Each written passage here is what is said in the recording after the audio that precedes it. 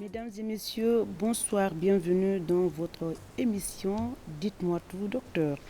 À l'occasion du mois saint de Ramadan, nous avons concocté un thème sur l'hépatogastro-entérologue, comme l'avons annoncé la semaine dernière, notamment sur les pathologies gastro-duodénales, la partie qui fait référence donc aux structures et conditions liées à l'estomac et à d'autres éléments du système digestif. Pendant ce mois saint de Ramadan, notamment, nombreuses personnes, ont du mal à supporter d'une certaine manière la faim. Et chez les musulmans et chez les chrétiens. Alors, qu'est-ce qui est donc à l'origine de ces douleurs abdominales? Notre spécialiste du jour va nous éclairer sur le sujet du jour. Vous pouvez également nous appeler pour apporter votre contribution personnelle en nous appelant au 620 58 90 73. Également, nous poser des questions liées à notre thème du jour. Nous avons mis le focus sur l'ulcère et la gastrite. Encore une fois, mesdames et messieurs, bonsoir et bienvenue. Marouf va nous rappeler tout à l'heure le thème.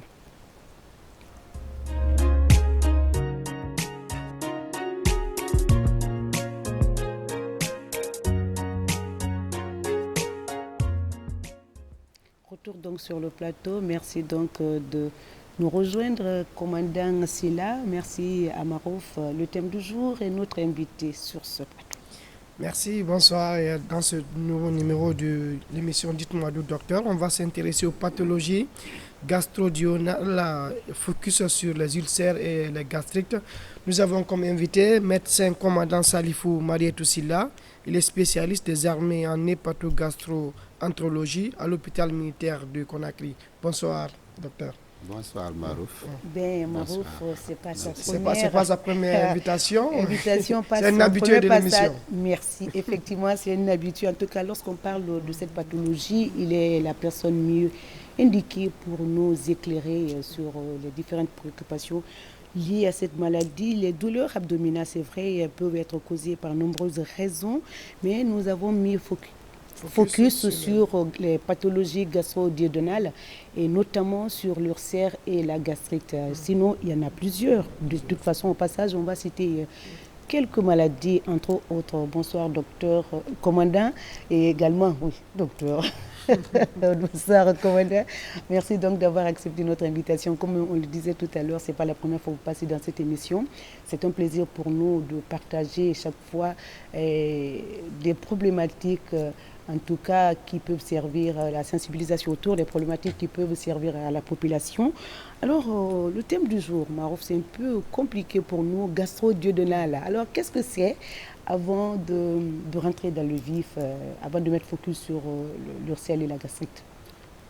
Merci Madame Sissoko. Merci également à Monsieur Marouf de cette invitation. Les maladies gastro-duodénales, quand on essaie de les regrouper, ce sont des pathologies qui touchent l'estomac et le duodénum. Parce que ce sont des entités anatomiques qui sont contiguës.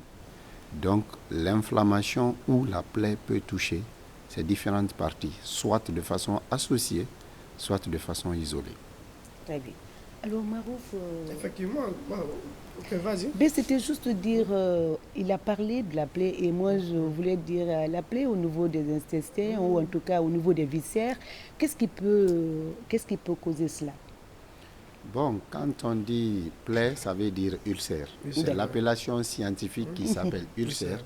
C'est qu'on appelle encore une perte de substance qui est soit localisée ou parfois en fait de façon diffuse.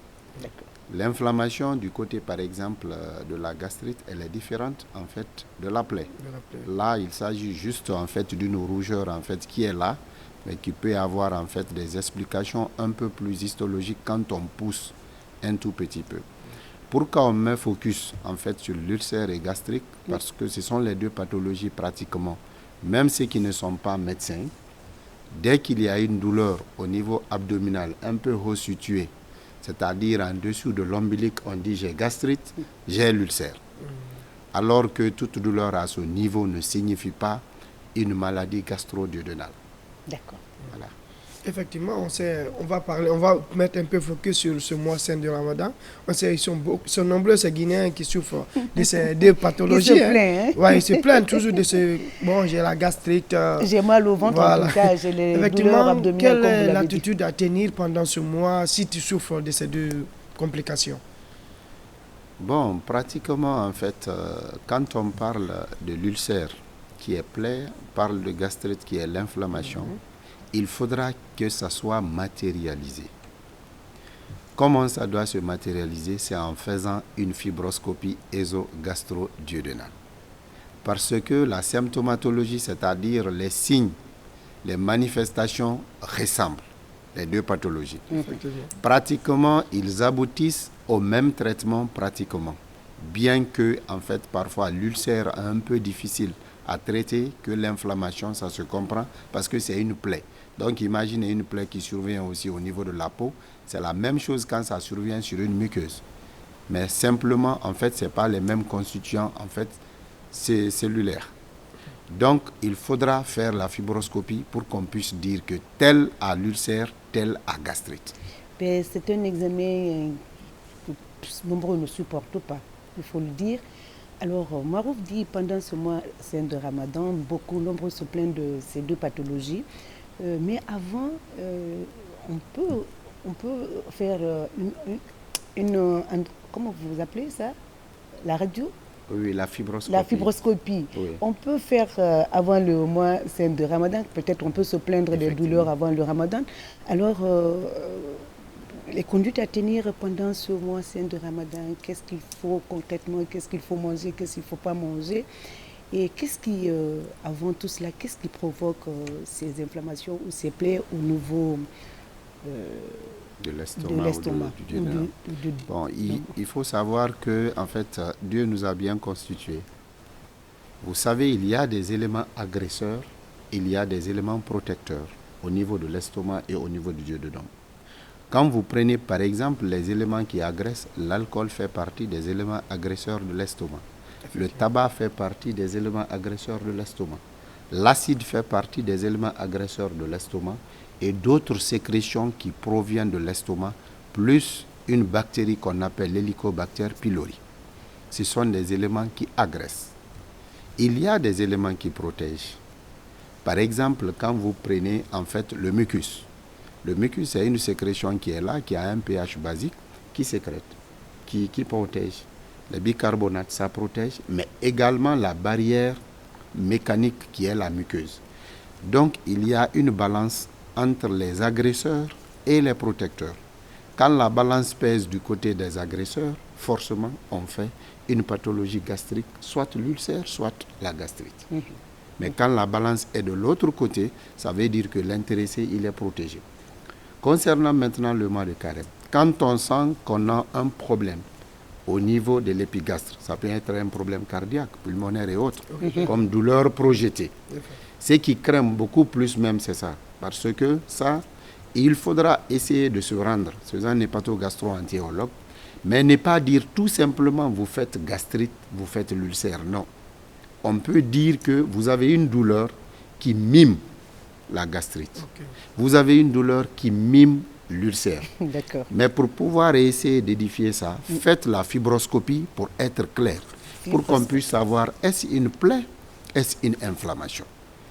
Parce qu'en fonction de ça, on peut prendre maintenant des mesures pour pouvoir essayer de cadrer bien en fait la pathologie. Docteur, je disais tout à l'heure que tout le monde ne supporte pas cette radio. Oui. Dans ce cas, qu'est-ce qu'il faut faire? L'endoscopie, ce n'est pas un examen qui est douloureux. C'est un examen qui est désagréable. C'est différent. Oui, c'est désagréable. Voilà.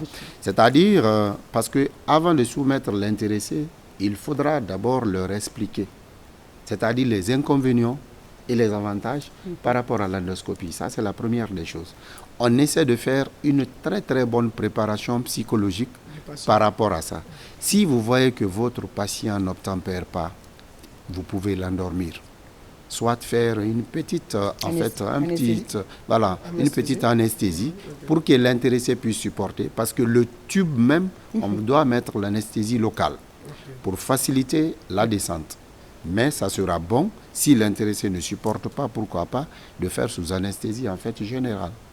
Effectivement, vous avez parlé de l'alcool et du tabac. J'ai vu un article sur le net, on parle du stress, c'est l'ulcère. On dit on peut prévenir les ulcères en suivant les conseils suivants. Gestion du stress, éviter les médicaments anti-inflammatoires stéroïdiens, non stéroïdiens et réduire la consommation de l'alcool et du tabac. Je crois que vous avez un peu évoqué cela. Je crois que ça rentre dans ce sens, effectivement. Rapport en fait au stress, c'est l'effet d'adrénaline. Quand on dit tout à l'heure, en fait, Marouf, tu dois être soumis à un examen, tu vas commencer à palpiter. Pourquoi? Parce que c'est un organisme qui fait l'autorégulation pour pouvoir aborder en fait ce sujet. Arrivé à un certain moment, vous allez vous tempérer. Il y a certaines personnes, quand ils sont dans les soucis et autres là, vous allez les voir, ils vont pisser beaucoup. Pourquoi? Parce que c'est l'effet d'adrénaline. Les gens tremblent. Il y a des gens qui vomissent sous effet d'adrénaline. Donc, si l'adrénaline est là, il y a la production de l'acide au niveau de l'estomac. Vous comprenez? Ça, c'est un rapport avec une émotion négative. Le stress, ça fait partie. L'alcool et le tabac ont des substances, c'est-à-dire dans leur métabolique, qui altèrent complètement la muqueuse. L'enveloppe qui protège la couche interne de l'estomac est appelée muqueuse. Donc, c'est une barrière mécanique. Donc, dès que tu prends ces interdits-là, ça va essayer d'altérer la qualité de cette barrière. Ça veut dire que la première barrière mécanique qui est là, la muqueuse, sera fragilisée. Il sera plus facile pour l'acide, plus facile maintenant pour le microbe, également de fragiliser localement en fait une partie de la muqueuse. Ça, c'est bien expliqué avec un spécialiste. Merci. Il vous adore, c'est lui qui vous a choisi. Alors, on a défini les maladies, les pathologies gastro-duodénales. On a un peu donné les causes de ces maladies, les signes un peu cliniques, ulcères et gastriques, parce qu'on a mis focus sur ces deux maladies. Et docteur, comment soigne-t-il ces deux plaies à l'intérieur du corps? Voilà, la première des choses concernant toute pathologie, il y a ce qu'on appelle des mesures d'hygiène et les mesures diététiques liées à la nutrition. Il y a également en fait ce qu'on appelle la psychothérapie en fait de soutien. Parce qu'il faudra qu'on sache d'abord qu'est-ce qui a créé cette situation en fait chez le patient. Le nodal, c'est ça. Parce que quand on arrive en fait à bien gérer le moral de quelqu'un, tout le reste, ça suit. Parce que Dieu n'a créé personne avec médicaments. Tout est en nous. Donc, concernant les mesures hygiéno-diététiques, c'est d'éviter tous les éléments qui peuvent agresser l'estomac. Quand on a, il faudra essayer d'éviter le stress, il faudra essayer d'éviter l'alcool, éviter les anti-inflammatoires non stéroïdiens, si ça trouve que la prise n'est pas nécessaire. Parce que si ça trouve que la prise est nécessaire, les anti-inflammatoires, vous le prenez au milieu du repas. C'est conseillé. Il y a également les anticoagulants oraux. Ça se prend aussi au milieu du repas si vous voyez que ça vous agresse. Vous évitez toutes les boissons gazeuses et également les boissons épicées, les aliments épicés. D'accord. Donc c'est important au niveau des mesures hygiéno-diététiques. C'est le nodal du traitement plus la psychothérapie. Après, maintenant, il y a des médicaments, bien sûr, parce qu'on a parlé du germe. Il y a un microbe qui est là, l'Helicobacter pylori. Ce microbe-là, en fait, c'est une bactérie. Contre les bactéries, on prend les antibiotiques. C'est ça. Il y a également des pansements gastriques. Les pansements gastriques, ce sont des traitements médicamenteux qui sont là pour pouvoir essayer de faire l'effet tampon, pour pouvoir diminuer un tout petit peu l'acidité. Parce que comme le pH est acide, on apporte quelque chose qui a pH basique. Dans ce cas, ça c'est la chimie. L'acide plus base, ça donne sel plus eau.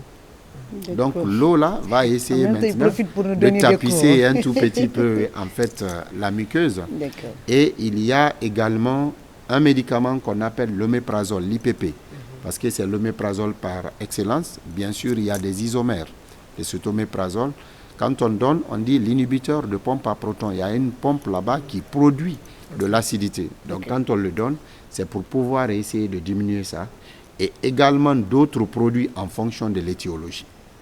Parce qu'il y a des maladies générales qui peuvent donner un problème d'estomac, comme par exemple la cirrhose du foie, comme par exemple le diabète, qui fragilise la muqueuse et favorise parfois les reflux. Effectivement, souvent moi je vais vous poser cette question, on se plaint quand tu manges trop du piment, ça occasionne est-ce que la gastrique ou l'ulcère? Parce que là, c'est une question qui vient souvent, surtout avec nous qui sommes sur le terrain dans ces reportages de santé. Ils nous posent souvent ces questions. Est-ce que le piment cause ces genres d'inflammation? En fait, tout ce qui est substance épicée, ce ne sont pas des substances qui entraînent directement la plaie, qui entraînent directement en fait la gastrite. C'est lorsque ce piment-là ou lorsque cette substance épicée vient trouver déjà un déséquilibre basal. Donc ce sont en fait des facteurs favorisants. Ce ne sont pas des facteurs qui sont là, qui exposent, qui provoquent. Ce sont des facteurs favorisants. Parce qu'il est très difficile en fait de maîtriser par exemple votre estomac. D'autant plus que on prend des choses que nous-mêmes on ne maîtrise pas. Vous comprenez? Avec la conservation des produits chimiques. Vous pouvez voir quelqu'un qui a une muqueuse très fragile. Tu ne peux pas savoir à l'avance. Tu prends quelque chose qui est épicé et là tu as ces manifestations de douleurs terribles qui miment en fait la gastrite ou bien l'ulcère. Qui miment la gastrique ou l'ulcère. Alors docteur, c'est vrai qu'on a dit à l'entame, Marouf a dit pendant ce ramadan, c'est pour permettre à ceux qui souffrent de cette maladie comment gérer la maladie. Et il y en a, ils souffrent de la maladie mais ils veulent gêner, ils ne veulent pas attendre pour rembourser. Donc qu'est-ce que vous recommandez en cette période de ramadan? De quelle manière il faut les conduire à tenir de façon générale? Ok, d'abord à l'entame, le ramadan, c'est une privation en fait. C'est-à-dire la privation principale, c'est l'eau et nourriture, plus les autres. Et quand on prend ces deux privations principales, ça n'intéresse que le tractus digestif. Vous comprenez? Et quand ça intéresse le tube digestif, c'est beaucoup plus l'ésophage, l'estomac, le duodénum, parce que ça, c'est le haut appareil digestif, parce qu'il y a le bas appareil digestif. Vous comprenez un peu? Dans les conditions normales, si une pathologie de l'estomac ou du duodénum est confirmée par la fibroscopie, je n'ai pas dit dire peut-être ça peut être ça, pas ça. C'est confirmé à la fibroscopie, l'intéressé est exempt de gêner. Vous comprenez? Maintenant, si l'intéressé veut gêner, parce que c'est un truc vraiment culturel, vous comprenez, il faudra essayer de cadrer le jeûne. À 5 heures, c'est obligatoire de se réveiller pour prendre les produits. Vous comprenez? L'inhibiteur de pompe à protons, c'est qu'on appelle l'oméprazole, parce qu'il y a d'autres produits. Je ne fais pas la promotion en fait d'un labo. Il y a d'autres produits. Et également les pansements gastriques. Vous les prenez. Comme exemple, le Malox. Vous comprenez? Vous prenez ça. Si ça trouve que l'intéressé a des reflux, il y a ce qu'on appelle les prokinétiques. Les prokinétiques, ce sont les médicaments, par exemple, qu'on utilise contre les vomissements. Vous comprenez? Pour pouvoir essayer de favoriser la vidange de l'estomac. Vous le faites à 5 heures. À 19 heures, au moment où vous coupez également le carême, vous essayez en fait de le faire. Ça, c'est un bon encadrement par rapport Mais avant de le faire, on peut manger d'abord avant de prendre les médicaments. On a pris les médicaments à 5 heures. Avant de couper, on prend peut-être les dates, quelques trucs de chaud pour pouvoir prendre les médicaments.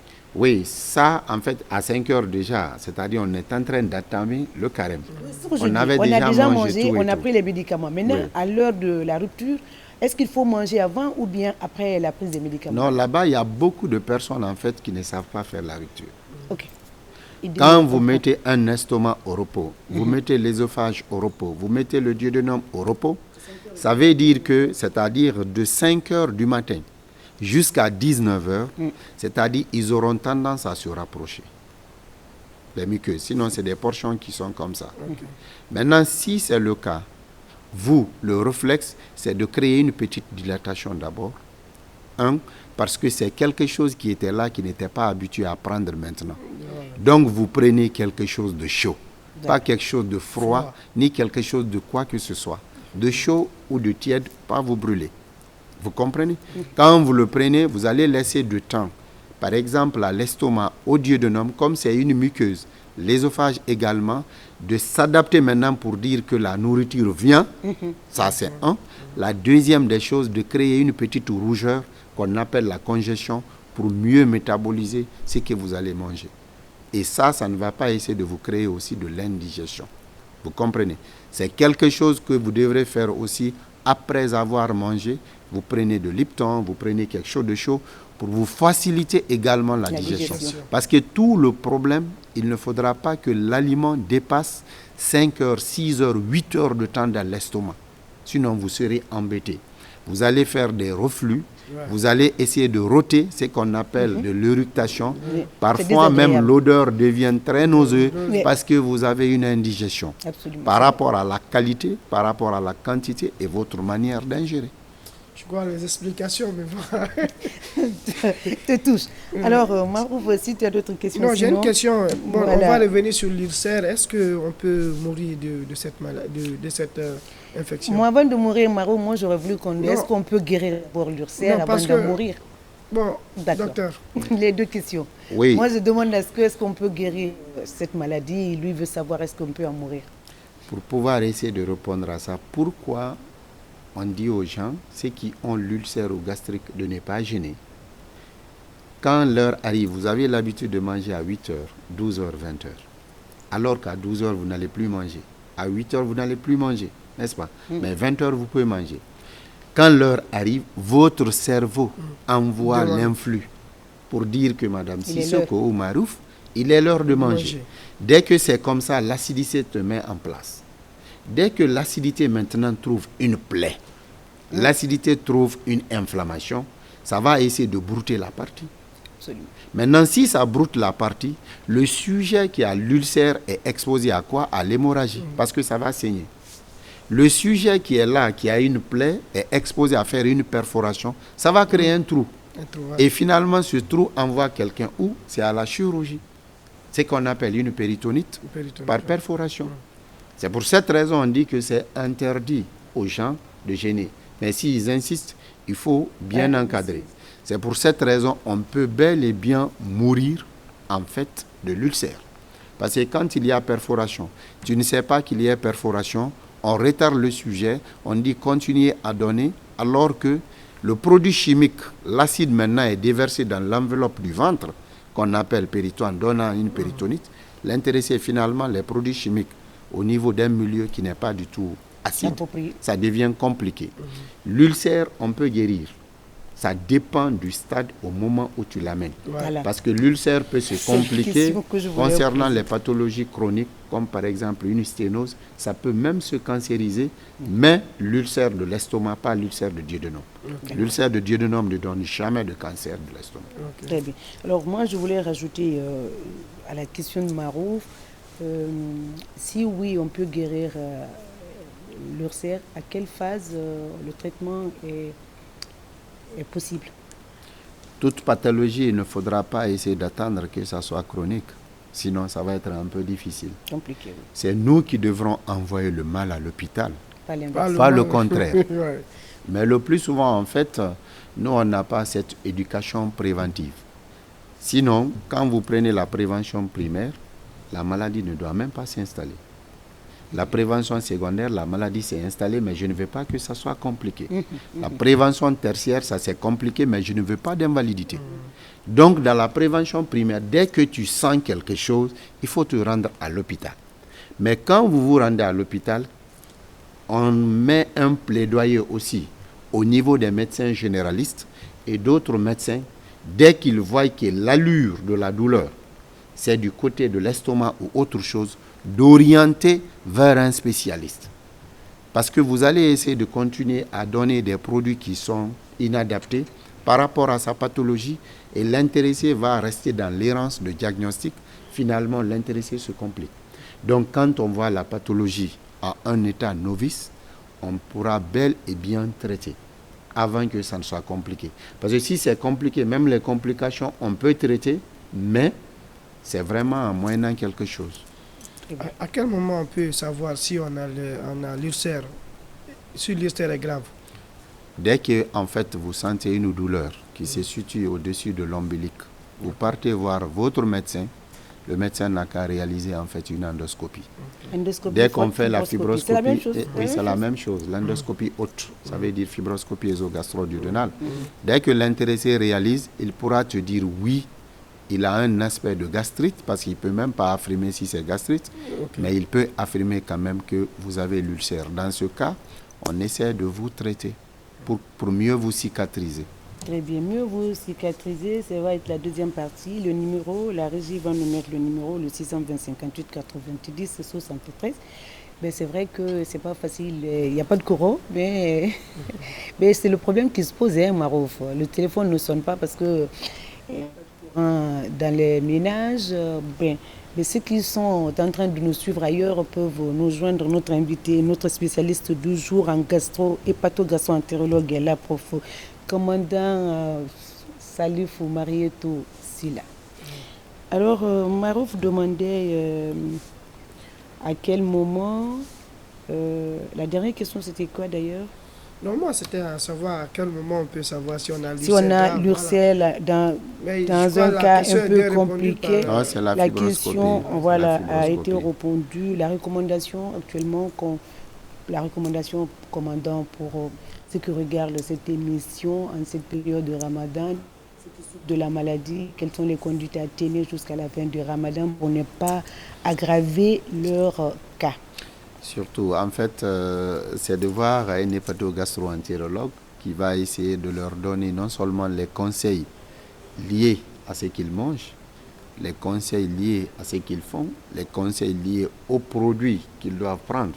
Parce que quelqu'un qui a l'ulcère ou gastrique, tu as gêné et tu as un produit, par exemple un anti-inflammatoire à cause de l'arthrose, par exemple un produit à cause des règles douloureuses chez les femmes et autres là, l'estomac est déjà là fragile et puis tu essaies de prendre ça sans encadrer en fait la prise des produits, ça va être extrêmement difficile parce qu'il y a énormément de perforations au cours du Ramadan. Énormément. Effectivement, docteur, on va revenir un peu sur... parce que là, ces patients, bon, on va dire seulement ces citoyens qui souffrent de ces deux inflammations au niveau ulcère et gastrique, quel est l'aliment recommandé pour ces patients, surtout à la rupture ou bien pendant... Très tôt le matin. Bon, on peut parler seulement des aliments recommandés. Pour ces patients, d'accord. Voilà, dans le régime alimentaire spécifique. Oui, dans le cadre même général, en fait, avec le mois de Ramadan, il faudra essayer de manger hyper léger. C'est très important. Maintenant, si les gens ont un problème, en fait, d'ulcère... Commandant, quand vous dites de manger hyper léger, qu'est-ce que ça sous-entend? Vous recommandez quoi spécifiquement à la rupture pour tout le monde d'ailleurs, et notamment ceux qui souffrent de ces deux pathologies? Voilà, donc je parle en fait sous l'égide des nutritionnistes et des diététiciens, bien sûr. Donc, comme ce que j'avais dit à l'entame, c'est-à-dire dès qu'on dit, voilà, qu'on doit essayer de procéder à la rupture, c'est trouver quelque chose de chaud ou de tiède. Mais il y a des gens qui se précipitent avec de l'eau glacée. Avec la chaleur, là, ils se précipitent pour boire avec de l'eau glacée. Vous n'êtes pas sans savoir que de l'eau glacée, ça défavorise la dissolution de toute substance. Ce n'est pas du tout bien. C'est pour cette raison les gens, parfois, ils ont des crampes. Ou les gens, ils prennent de l'eau, c'est-à-dire mettre bouteille, arrivé à un certain moment, ils sont bloqués ici. Absolument. Parce qu'ils n'arrivent pas à respecter le péristaltisme de l'estomac, le truc de l'ésophage. L'ésophage est un tube qui fait passer, en fait, de l'eau, qui fait passer l'aliment. Donc, il ne faudra pas prendre un bidon d'eau comme ça, là, et de prendre ça en une goutée, bébé, voilà, tout et tout. Ça peut vous créer des coups très durs. Vous voyez certaines personnes même qui font ça. Oui, ou qui prennent également du chaud. Parfois, ils font ça. C'est parce qu'ils n'ont pas respecté, en fait, l'allure du péristaltisme. Il faudra prendre beaucoup plus les alcalins. Quand on dit alcalin, les gens qui aiment prendre, par exemple, de la bouillie, ils mettent maintenant de gloria, en fait du lait. Parce que ça, quand même, le pH n'est pas acide. Vous comprenez? Il y a du lait. Donc, vous prenez des trucs... Pas pour vous couper. On n'a pas de courant. Les peu de gens qui nous appellent, on les décroche. Allô? Allô? Oui, allô? Bonsoir, monsieur, s'il vous plaît. Votre nom? Oui, bonsoir. Mon nom, c'est Kamano Ansman. Oui. Vous avez une question pour notre invité?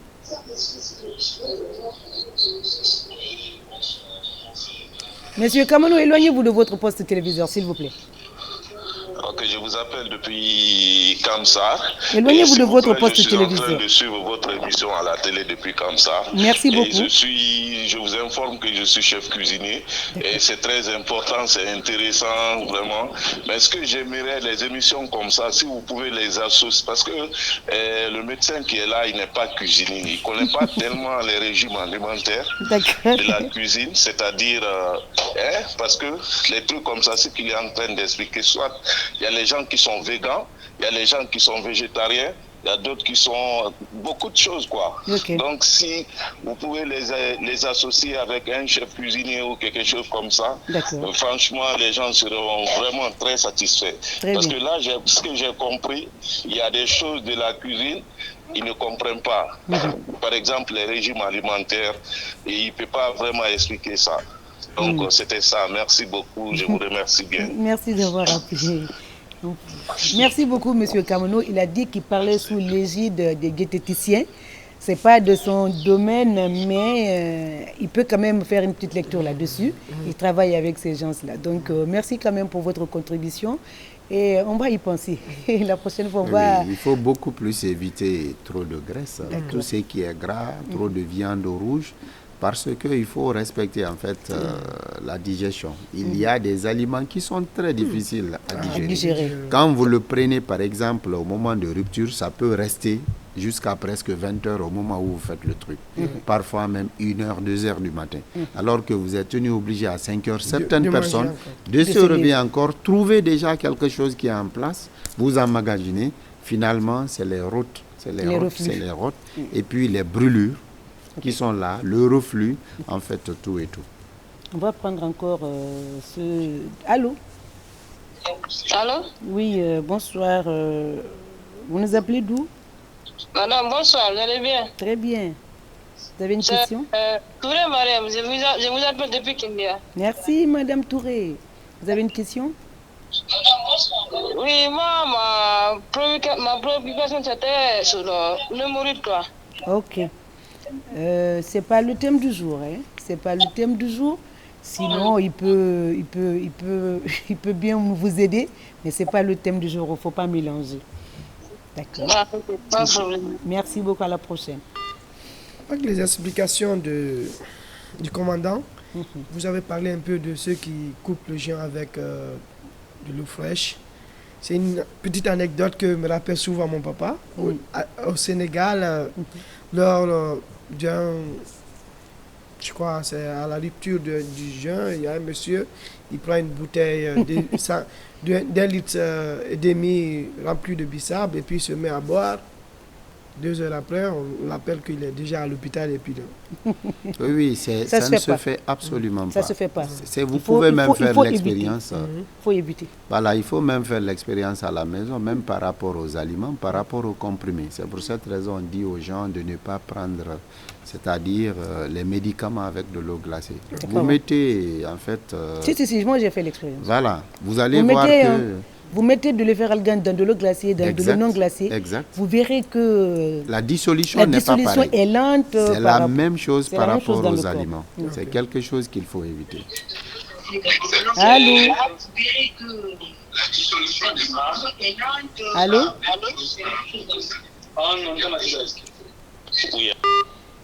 Bon. On en a dit souvent. Effectivement, c'est beaucoup de conscientiser les gens parce que surtout... Moi, je voulais poser la question, docteur, est-ce que l'on peut éviter ces pathologies? C'est possible de les éviter, mais ce n'est pas aussi aisé. Pourquoi? Quand on prend un exemple, le stress, on peut dire que le dénominateur commun de tous les Guinéens, c'est le stress, qui est un facteur péjoratif. Imaginez que le stress maintenant devient récidivant, ça donne de l'anxiété. Et chacun aussi a ses propres facteurs péjoratifs de stress encore en dehors de ce qu'on a en collégialité. Ça, c'est la première des choses. Des gens qui font l'automédication, ce n'est pas bien. Le traitement traditionnel, je n'enlève pas les vertus au niveau de la phytothérapie. Le traitement traditionnel ou la prise répétée des anti-inflammatoires. Par exemple, ceux qui ont des règles douloureuses, des femmes. Elles sont obligées de temps en temps de prendre des anti-inflammatoires, alors que ces anti-inflammatoires font partie des éléments agresseurs de l'estomac. Donc, dans la prévention, c'est de tenir compte de ça, essayer en fait beaucoup plus les mesures hygiéno-diététiques. Et dès qu'il y a une douleur, s'orienter en fait chez le hépatogastro-entérologue. Allô? Alors, madame, bonjour, bonjour à votre invité. Merci. La question que je pose, je vous appelle depuis la baie d'abord. D'accord, merci. Est-ce que le miel peut guérir soit la gastrite ou l'ulcère? D'accord. Est-ce qu'on peut utiliser le miel? D'accord. Merci. Merci d'avoir appelé. En fait, le miel, c'est de connaître d'abord les vertus de miel. Le miel fait partie de ce qu'on appelle les alcalins. Ce sont des substances alcalines, donc ils ont un pH, pratiquement un pH basique. 0. Donc, ça ne guérit pas. En fait, ça fait l'effet tampon, ça fait le film au niveau de la muqueuse quand tu le prends. Okay. Ça peut aider dans la gestion par rapport à la symptomatologie, à la manifestation, en fait, des douleurs et autres. Mais ça ne guérit pas. Quand on a en fait une plaie, il faut prendre de l'antibiotique, les antiacides et vraiment l'inhibiteur de pompe à protons pour mieux en fait guérir. Ça ne guérit pas, ça soulage. Allô? Allô? Oui. Éloignez-vous de votre poste téléviseur. Vous allez bien? Ça va, merci. Et vous? Oui, je me nomme Dansoko Fodé. D'accord, monsieur Dansoko, nous vous écoutons. D'accord, Dansoko Fodé à Kamsa. D'accord, vous avez une question, nous vous écoutons. Oui, d'abord, je félicite votre invité. Je vois un officier supérieur vraiment qui nous protège et qui nous aide aussi à nous soigner. Donc, j'ai une question à poser. Vous écoutons, allez-y. Donc, mon inquiétude, moi, quand je veux couper le jeûne. Allez-y. Bon, le soir, quand je bois de l'eau simple, je ne me ressens pas très bien, sauf que je bois de l'eau glacée. Donc, ça, parfois, j'ai envie de boire de l'eau simple parce que je sais que c'est l'eau simple qui donne là beaucoup de santé. Bon, je suis ventru, mais je bois de l'eau glacée, ce qui me rend un peu soulagé, quoi. Je ne sais pas les impacts maintenant, mais quand même, vers les 4 heures comme ça, là, je peux boire de l'eau simple. Mais en coupant le jeûne, quand je bois de l'eau simple, je ne ressens rien. Qu'est-ce qui fait ça? Voilà. Il a dit, il va juste se répéter. Il faut pas, c'est pas recommandé, mais le spécialiste est là pour vous aider davantage. Commandant, oui, quand il boit de l'eau, si c'est pas glacé, il n'est pas à l'aise. Donc, qu'est-ce qui fait ça? Oui, en fait, ça, c'est un problème de goût. Le goût est pratiquement indispensable. Le goût est indispensable parce que les gens, c'est-à-dire, on est en train de jeûner dans un moment un peu difficile par rapport à la chaleur. Donc, de fait qu'il y a ce refroidissement que l'eau, en fait, glacée procure, les gens, ils aiment vraiment ça. Mais si c'est dans le processus de la digestion, ce n'est pas du tout conseillé. Mais les gens peuvent le prendre, c'est une question, en fait, de goût. Voilà, mais ce n'est pas conseillé. Et la santé avant tout. Maroufou, est-ce qu'il y a une question que tu veux poser? On va lire quelques messages. Bonsoir, madame, je suis votre collaboratrice. Je suis votre... Collaboratrice? Non, ce n'est pas ce qui est écrit là. Votre collaboration en direct, je ne sais pas. Je retire, c'est mal écrit. Mais j'appelle sur le numéro affiché. Ça passe pas. C'est pas de notre faute si on ne décroche pas. Quand il explique, on le laisse finir et puis voilà, on prend après. Si on n'a pas décroché votre numéro, c'est pas sciemment fait, quoi. Allô, oui? Éloignez-vous de votre poste téléviseur, s'il vous plaît. Allô? Oui, allô? Éloignez-vous de votre poste téléviseur, s'il vous plaît. Allô, bonsoir, madame. Bonsoir. Allô, bonsoir, madame. Bonsoir, monsieur. Votre nom, votre question, s'il vous plaît. Moi, c'est Diallo Aboubakar.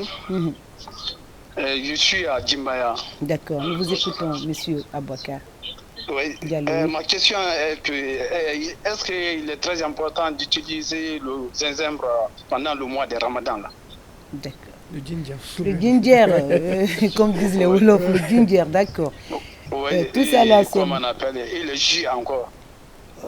Tout ça là, on ne dit pas qu'il ne faut pas boire ça, mais on parle de comment couper le jeûne. La rupture, qu'est-ce qu'il faut prendre pour que vous soyez en bonne santé, pour ne pas provoquer ou aggraver certains cas. Est-ce que c'est recommandé, commandant, de prendre du ginger ou des boissons gazeuses? En fait, le gingembre, comme ce qu'on a dit, fait partie des aliments épicés, des aliments vraiment qui sont aigreux. C'est des choses que vous pouvez prendre si l'estomac est rempli. Mais déjà, on a passé le jeûne. Non, toi, tu veux couper déjà carrément au niveau d'un estomac qui est vide avec le gingembre. Ça va être un tout près difficile parce que ça va agresser la muqueuse. La muqueuse, il est là, il n'y a rien en fait pour le moment. Il faut prendre d'abord quelque chose vraiment d'alcalin. Alcalin, quand tu dis alcalin, c'est prendre un peu la bouillie. Voilà. Un peu, même si c'est le riz, pas trop épicé. Voilà. Quelque chose pour permettre à l'intestin de continuer à faire son mouvement. Difficile. Et puis voilà, et couper avec de l'eau chaude. Mais est-ce que si on va dire le ginger, c'est le ginger, c'est l'appellation guinéenne, je veux dire, si c'est mélangé un peu avec du lait, est-ce que c'est recommandé pour la rupture? Le ginger avec du lait, Maro. Oui, déjà, vous avez vu, déjà en fait, l'acide, le truc, mélanger tout. Vous essayez de vous créer aussi de l'indigestion. Mais en cette période-là, ils font plein de cocktails. Parce que là, j'en vois beaucoup qui le font. C'est pour cela que je pose cette question. Mais ce qu'il faut savoir, quand on est en jeûne, on a envie de tout manger en même moment. Ce n'est pas normal, c'est très grave. On a envie de tout manger, on achète tout par-ci, par-là, arriver à la maison, on veut manger au même, on mange progressivement. Exact. Parce qu'il faut laisser l'estomac, quand tu descends quelque chose de solide dedans, n'oublie pas que l'estomac fait un travail mécanique et un travail chimique. Ce travail mécanique et chimique, il faut du temps à l'estomac. Vous comprenez? L'aliment dans l'estomac au maximum, chez quelqu'un qui est normal, qui n'a pas une perturbation de la vidange, tourne aux alentours de 4 heures de temps. Après, ça doit passer. Imaginez maintenant que l'aliment retarde là-bas pendant 8 heures. Vous continuez à manger, vous continuez à boire, vous continuez à tout faire. Après, l'estomac est rempli. D'abord, ce travail mécanique, vous l'avez obligé de se dilater. Vous réduisez en fait l'allure du travail mécanique, vous réduisez l'allure également du travail chimique. Finalement, c'est de l'indigestion. Vous pouvez rester comme ça jusqu'à 24 heures après, vous n'avez même pas faim. C'est des éructations, et puis ce qui sort, ça sent très très mauvais, et finalement, vous ne pouvez pas essayer de mettre encore un autre repas. C'est pour cette raison, c'est de manger lentement, manger de façon fractionnée, et surtout avec de l'eau tiède ou bien du Lipton.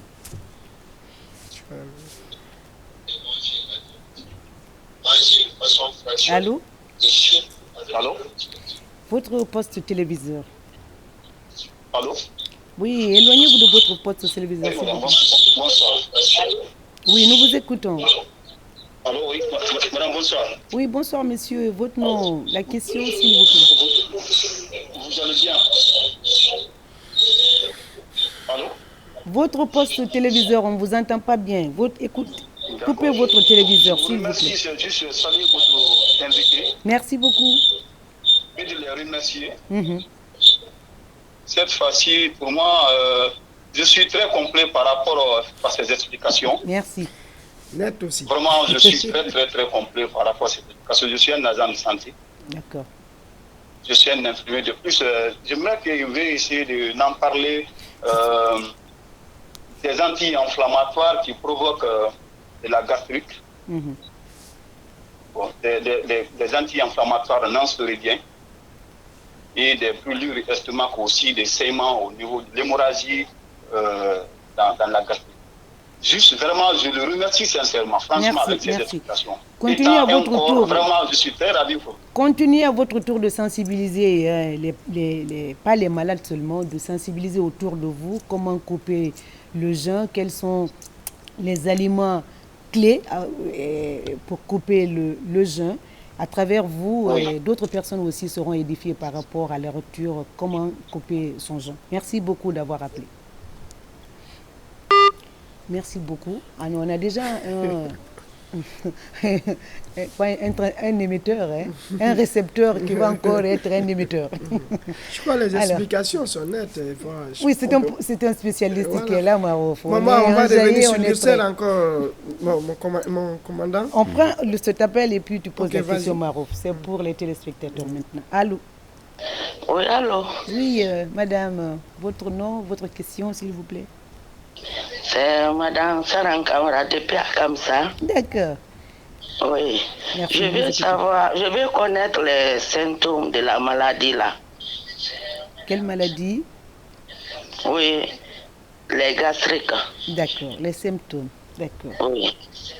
Merci beaucoup. Il a dit. Alors, répétez, docteur, vous êtes là pour ça. Ça, c'est une très belle question. En fait, le maître symptôme, c'est-à-dire le signe principal par rapport à l'ulcère et gastrique, c'est la douleur abdominale. Mais quand on dit douleur abdominale, le ventre est beaucoup. Le ventre, il y a beaucoup plus de régions. Okay. Mais c'est une douleur le plus souvent qui se situe en dessus de l'ombilic. Okay. Le plus souvent. Ça peut prendre parfois des côtés, mais le plus souvent c'est ici, cette douleur. Mais ces douleurs ont des caractéristiques. Le plus souvent quand il s'agit de douleurs, c'est-à-dire liées à l'ulcère, c'est une faim douloureuse sous forme de crampe. Mais le plus souvent, la douleur ne part pas ailleurs, c'est une douleur qui est fixe. Tandis que si c'est la gastrite, c'est sous forme de brûlure. Okay. Et parfois, la douleur part ailleurs, surtout au dos. Vous allez, l'intéressé va dire, je sens ici et ça sort au dos. Ça sort par là. Vous comprenez? Voilà. Mais l'ulcère peut mimer en fait ça aussi. Vous pensez que c'est gastrite alors que c'est l'ulcère. L'intensité de la douleur est variable. Mais le plus souvent dans l'ulcère, ça fait beaucoup plus mal que la gastrite. Okay. Les durées sont variables. Au niveau de leurs caractéristiques, il y a beaucoup plus de variabilité. Mais l'ulcère est un problème chronique et qui évolue dans le temps. C'est une maladie chronique qui évolue en fait dans le temps. Il peut y avoir d'autres signes associés, sous forme de nausée, c'est-à-dire envie de vomir, sous forme de vomissement, les gens qui crachent beaucoup, les gens qui rotent beaucoup, les gens disent que je ne digère pas bien, ou parfois quand je vomis, je vois du sang. Tout ça, ça peut accompagner en fait l'ulcère ou la gastrite en fonction des stades. On va lire quelques messages, Marouf. Tu as une question? On va lire quelques messages. Ça peut un peu accompagner les explications du commandant. Parce que là, il y a des témoignages de certains citoyens. Après avoir fini de manger, c'est déjà, ils ont envie de vomir. Déjà, ça complète déjà ce que dit le commandant. Allô, oui. Allô, bonjour madame. Oui, vous allez bien, monsieur? Oui, ça va très bien. Moi, c'est Dr Tébé Famara. Je vous suis depuis Sangaredi. D'accord. Ils ont le courant. J'ai dit, je commence d'abord par vous remercier. C'est nous qui vous remercions. Votre invité. C'est nous qui vous remercions, oui. Voilà, surtout par rapport au thème qui est débattu actuellement. Et il fait d'excellentes interventions, c'est vrai. Je suis médecin, et je le connais très bien. D'accord. Mais j'ai une suggestion par rapport à vous et tous les gastro-entérologues, bref, les médecins. Parce que ce thème est tellement important par rapport au ramadan. Il faut, moi je pense, planifier des sensibilisations avant, pendant et après le ramadan. Car il est souvent remarqué que vers la fin du ramadan, les personnes qui ont la gastrite ou bien qui ont l'ulcère et qui s'entêtent de jeûner, vers la fin, ils ont des perforations. Et nous les recevrons vraiment à ces phases de complications tardives par la péritonite, comme il l'a dit tout de suite. Donc moi je pense que le focus doit être mis sur la sensibilisation pour que ces gens qui ont ces maladies vraiment ne gênent pas. Parce que vraiment ce n'est pas obligatoire et il y a d'autres actes méritoires qu'on peut faire pendant ce ramadan pour remplacer le jeûne et que Dieu accepte. Effectivement, oui.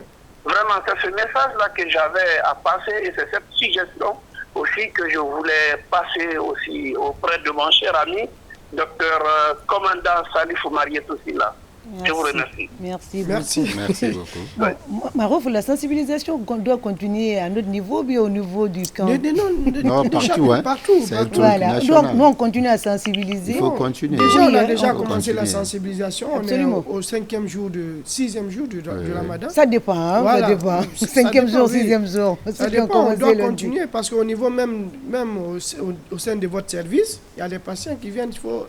Des fois, les messages, même nous dans les quartiers, on peut même passer ces messages. Absolument. Dans le journal, dans les éditions, même dans les émissions de les chroniques dans les Zénith, Coloma ou bien... Tout à fait. On continue la sensibilisation alors. C'est d'accord, on continue la sensibilisation avant et après le Ramadan. Nous vous écoutons, messieurs. Allô? Allô, bonsoir, madame. Oui, monsieur. Votre nom, votre question? C'est Kamara Mohamed Lamine. Je vous appelle depuis Kamsar. J'ai pas dit. D'accord, nous vous écoutons. Voilà. Je salue également votre invité. D'accord. C'est vraiment important, intéressant ce que le commandant est en train de dire. Vraiment, j'ai un problème au niveau de ma poitrine, quoi. Donc, j'aimerais qu'il me donne une idée par rapport à ça. Un problème au niveau de la poitrine. La poitrine, oui. Voilà. Il y a un petit souci, quoi. Ben, qu'est-ce qui se manifeste au niveau de la poitrine? Vous sentez quoi? En fait, quelle douleur? Je me suis bagarré avec un ami, ça fait un peu fort longtemps, quoi. Maintenant, il m'a donné un coup au niveau de la poitrine, mais ça fait plus d'une année, quoi. Ok. Maintenant, quand j'ai senti pour la première fois la douleur, parce que sur place là-bas, je n'ai pas ressenti, quoi. Maintenant, quand j'ai ressenti pour la première fois, je me suis rendu à l'hôpital, quoi. Donc, j'ai fait une première radio. Comme ça, on m'a dit que... Bon, la radio m'a dit qu'il n'y a rien de grave, quoi. Maintenant, ils m'ont prescrit un médicament. J'ai pris ça. Maintenant, comme la radio m'a dit qu'il n'y a aucun problème, donc moi aussi, j'ai laissé comme ça, à prendre le médicament, quoi. Mais jusqu'à présent, j'ai continué à ressentir la douleur, quoi, au niveau de la poitrine. Maintenant, bon, je vous appelle maintenant par rapport à ça, vraiment pour qu'il me donne une idée par rapport à la situation, quoi. Est-ce qu'il faut continuer à suivre les traitements ou bien qu'est-ce qu'il faut réellement par rapport? Bon, il va vous répondre directement, c'est mieux. Est-ce que c'est aujourd'hui, ici, sur ce plateau, qu'il va vous conseiller ou bien après l'émission, vous l'appelez et puis... il y a une consultation bien après. Commandant, nous vous écoutons. Bon, d'abord, ce n'est pas le thème du jour, mais pour pouvoir essayer de le soulager un tout petit peu, en fait, il y a le contexte qui est là. Le contexte, c'est un contexte de traumatisme. Ce contexte de traumatisme, il y a un service dédié à ça. C'est là le service de traumatologie. Mais quand il part au service de traumatologie, peut-être, s'ils n'arrivent pas à trouver quelque chose, ils peuvent essayer de consulter en fait d'autres spécialistes. Mais à le contexte de trauma. D'accord. Traumatologie, renseignez-vous si vous ne connaissez pas, ils vont vous dire ce que c'est et vous allez voir un spécialiste pour voir quel est le problème actuellement à votre niveau, au niveau de la poitrine. Et comme ce n'est pas le thème du jour, on ne peut pas... Voilà. Merci beaucoup d'avoir appelé. Allô? Allô? Allô, oui. Allô? Allô, oui. Votre poste téléviseur, s'il vous plaît. Nous vous écoutons. Ok, je me nomme Kamara Mohamed Bebel. Ok, monsieur Kamara, oui. Nous vous écoutons, monsieur Kamara, oui. Ok, je vous appelle depuis Fria. D'accord. Je voudrais vraiment féliciter votre invité et j'aime vraiment votre émission parce que c'est une émission vraiment qui donne beaucoup d'idées à une personne pour mieux faire sa vie et connaître vraiment ce qui est bon pour lui et ce qui n'est pas bon. Merci. Bah voilà ma question. Moi j'ai un petit problème. Lequel? Quand il y a trop d'humidité là et moi je me sens trop malade. Je voudrais demander à mon commandant qu'est-ce qui fait cela et vraiment qu'il m'explique ça quoi, pour que je sois un peu soulagé. Merci, parce monsieur. Que moi, à chaque humidité, moi je me sens trop faible, quand même malade. Ok. C'est vrai qu'il va vous aider. Soulager encore. Il va essayer de répondre à la question. Mais ce n'est pas le thème du jour de base, donc, mais quand même, il va vous orienter, il va vous dire qu'est-ce qu'il faut faire, comme il est spécialiste. Sinon, ce n'est pas le thème du jour. Merci d'avoir appelé. Merci. Commandant, je ne suis pas spécialiste en tout. Hein. Voilà. Non, en fait, c'est l'orienter. Nous, on ne peut pas le dire, c'est dans quel cas service comme ça, en fait, peut-être l'intéressé a de la frilosité. Il y a des gens qui sont très susceptibles au froid. Quand c'est comme ça, la question en fait qu'on se pose, est-ce que réellement l'organe qui est chargé en fait de nous maintenir par rapport à la thermogénèse, est-ce que cet organe n'a pas de problème? Parce que l'être humain aussi a des bactéries, c'est-à-dire des batteries de recharge, comme le truc de pile et autres là, c'est qu'on appelle la thyroïde. Vous comprenez? Donc c'est d'aller se faire consulter d'abord avec un médecin généraliste qui a une vision globale. Par rapport à ça, si le généraliste trouve quelque chose, il va mieux l'orienter. Très bien. Nous arrivons au terme de l'émission, mais il y a une dame qui persiste, qui insiste du fait qu'il veut demander au docteur de définir c'est quoi la muqueuse. Là, il demande cela, il dit il nous voit pendant et puis on refuse de prendre. On ne refuse pas de prendre, on refuse personne ici. Voilà. Et on ne refuse personne, il y a des appels aussi comme vous. Mais bon, quand il parle, on le laisse finir parce qu'il est là pour sensibiliser, pour parler un peu de la maladie, de quoi nous parlons. Donc, on ne refuse personne. D'accord, madame? Il veut juste savoir c'est quoi une muqueuse. Rapidement, et nous arrivons à la fin, les recommandations, et puis voilà, le thème de la semaine prochaine. Une muqueuse, c'est la couche interne, c'est-à-dire du tractus digestif. C'est qu'on appelle, c'est une enveloppe qui est là, qui ressemble à la cavité buccale. C'est ce qui est tapisse, l'intérieur, en fait, de là. C'est une couche, c'est comme une enveloppe. Alors, docteur, commandant, lorsque vous dites cavité buccale, c'est la couche qui est à l'intérieur de la bouche. Exact, oui, qui est totalement différente de notre peau. Comme la langue, par exemple. Voilà. Donc, c'est une muqueuse qui est là. C'est ce qu'on appelle muqueuse. Marouf, nous arrivons à la fin de l'émission, mais on a des questions. On est arrivé, on est arrivé. On ne peut plus prendre personne. On clôture. Le thème de la semaine prochaine, Marouf. La semaine prochaine, on va s'intéresser à la santé bucco-dentaire. D'accord. C'est le thème de la semaine prochaine, comme l'a annoncé Marouf. Merci à l'équipe technique qui nous a accompagnés. Bon Ramadan à tous les musulmans, à tous les chrétiens, à tout le personnel de la RTG, notamment à ma caméraman du jour. Merci beaucoup, mademoiselle Keita. Et pourquoi pas, monsieur qui est à côté, le caméraman. Merci à vous également. Bon Ramadan à tous. On se retrouve donc la semaine prochaine pour d'autres problématiques. Ça a été annoncé. Merci beaucoup. Prenez soin de vous. Respectez les consignes de notre invité du jour. Coupé avec le tiers.